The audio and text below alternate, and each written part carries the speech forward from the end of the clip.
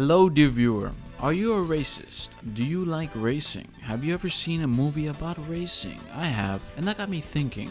Could I use the information learned from other racists in these movies to be a better racer in the game Gran Turismo 7? Of course, the quality of the knowledge passed down from these talented drivers differs from movie to movie, so which movies am I using as a syllabus to survive in the crucible of the racetrack? There are 5 movies, 5 different lessons, 5 points to know, to live and breathe in order to reach the top and stand above the rest in my very competitive racing simulator. F1 the movie, not the show, stars Brad Pitt, and nobody told me this was a fantasy movie because we have the most fantastical plot of any of these movies, and one of them is a Burt Reynolds film. If you want, you can look at it from the Arthurian perspective. A hero of well-renown returns to his kingdom and restores prosperity by being the best and winning when it really matters. Not winning a lot, but only when it matters. What to say? Does this movie make any sense? If you use a F1 car, one of the most sophisticated machines on the planet, for combat, then sure, it makes total sense. It makes even more sense when you just let Brad Pitt do anything he wants because he's really good looking, and that's about it. The most fantastical part about this movie is the fact that the stewards from the FIA didn't immediately drag Brad Pitt's character Sonny, by the legs behind the pit lanes and shoot him in the head for doing the silly shenanigans in Monza. Oh, I was just told that they didn't have any problem with that in the film, so I guess it's fine. Alright, so what does this movie teach you about racing? You need a teammate who hasn't raced in F1, or Group 3 in this case, in 30 years to make your shitbox car. Oh wait, it's not a shitbox anymore, baby. Yeah, talk about some serious aero upgrades. You need that washed teammate to crash into other racers to cause yellow flags so you can get on a podium finish. Also, he needs to completely disappear at the end of the movie. The oval is an amazing shape. Sexy if you so dare to call it. I love the oval so much I dream about it at night. Turn left, another turn left. Yeah, baby. One more. Oh yes, another turn left. And repeat until Pleasureville is the next exit. I'm obviously talking about NASCAR. You know, that thing that I don't think anybody has watched in the last 20 years? But for some reason, it's still around and you have no idea how. Did you know that NASCAR is actually composed of more than one race? Surprising, right? I thought it was just Daytona and everybody went on an extended holiday after that, but no, it's a lot of races actually. So what about this movie? It's okay. It makes people going in a circle for about 3 hours interesting by having legendary Robert Duvall talk to the cars as if they were sentient. Maybe he knew what was on the horizon for the sport of NASCAR. I'm talking about Cars the movie, not the show. The most bizarre thing about this movie is an Australian working in Daytona Beach, Florida. But sure, oh, and by the way, Tom Cruise is in this movie. So what does this movie teach you about racing? Well, you have to be a natural to be any good. Teamwork is paramount to success, and the most important, not being a pussy after nearly dying in a 10-car pileup. Oh, and of course, try to always bang the attractive brain doctor that is taking care of you. I'm sure they let sex workers in hospitals. What a trivial thing to ask. I got the perfect idea to help me win in GT7. Listen to Robert Duvall while racing to really get the sense of somebody always being in my ear during the race. You going native on me, Brian? Try Fatburger from now on. Get yourself a double cheese with fries for $2.95. I like the tuna here.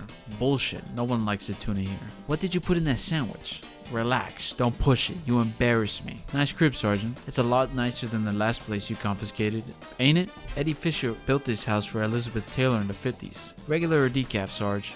Decaf, I think. Granny shifting, not double clutching like you're supposed to. You want ass? Why don't you hit Hollywood Boulevard? You want an adrenaline rush? It'll be too large. SWAT came into my house, disrespected my whole family because somebody narked me out. Hello, dear viewer. Did you know this is a racing movie?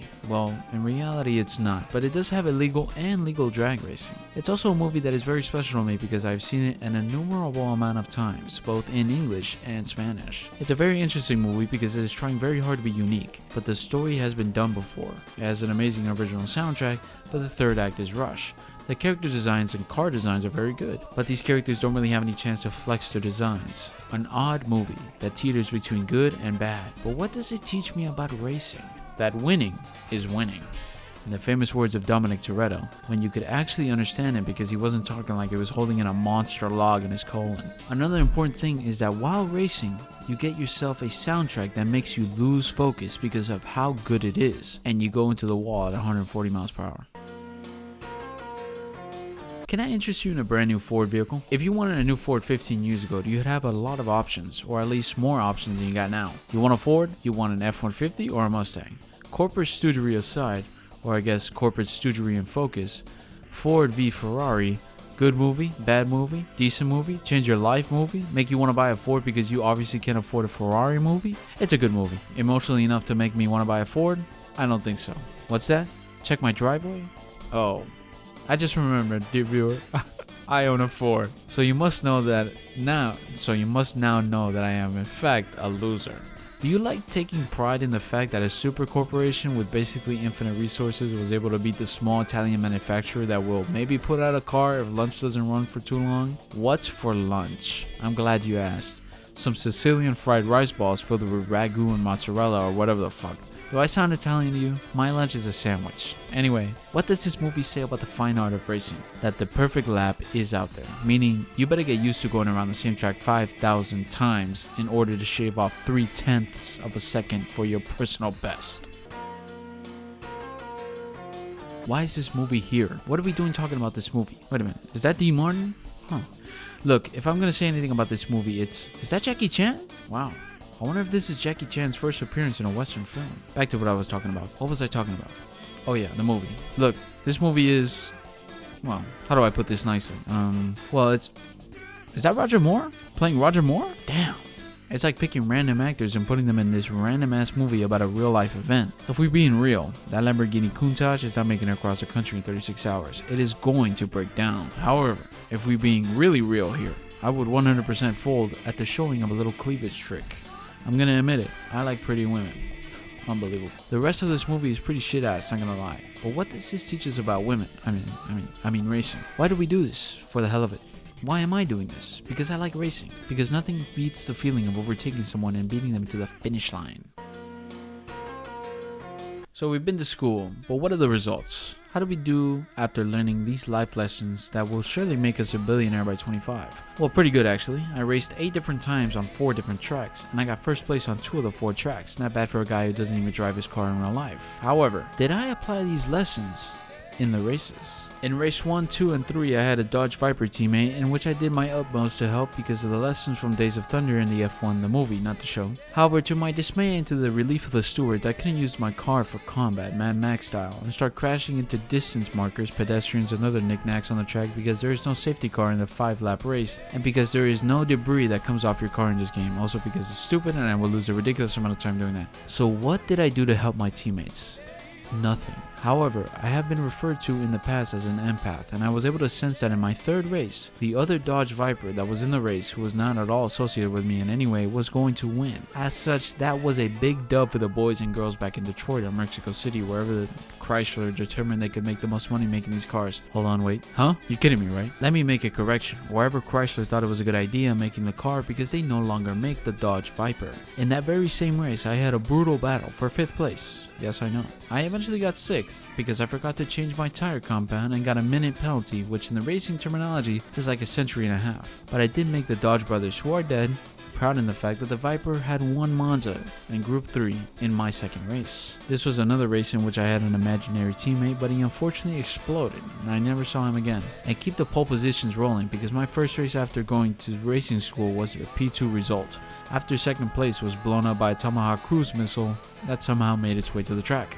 Unfortunately, after this was kind of a dry spell because I wouldn't win another race until my 7th race, and this is kind of controversial because I shouldn't have won. This guy was much better than me. I am talking leagues better than me, leaving me in the dust, making me eat his dust, and all the dust saying that involved racing. However, he lagged out, which gave me the win, and in the words of Dominic Toretto, winning is winning, so I shouldn't be too upset about it.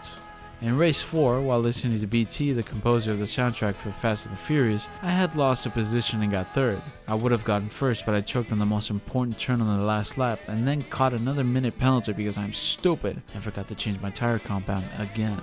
The album I listened to, ESCM by BT, is very good. Would very much recommend a listen when not traveling at 100 miles per hour because it is groovy and will make you want to dance in an electronic way. Race 5 was where people had many a grievance with themselves and were causing spinouts left and right. Reminded me of what I had learned from Days of Thunder about not being a pussy when getting pushed into the wall and nearly dying. But since this was a video game, I didn't even blink, which makes me hard as nails. Race 6 was another disaster. I even caught the only bumping penalty in these 8 races here.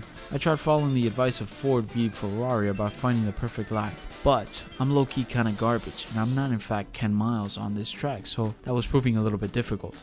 Finally, cross-country race, but not really, because GT7 doesn't have that. It's the Nürburgring Nordschleife, which I did not complete because I got spun out, and in the ancient words of a very smart man, ain't nobody got time for that. In conclusion, did watching these movies make me a better racer? Not at all. I am still not a good driver, but I did learn something about myself. I like car go fast. Thank you very much for watching, and as always, goodbye.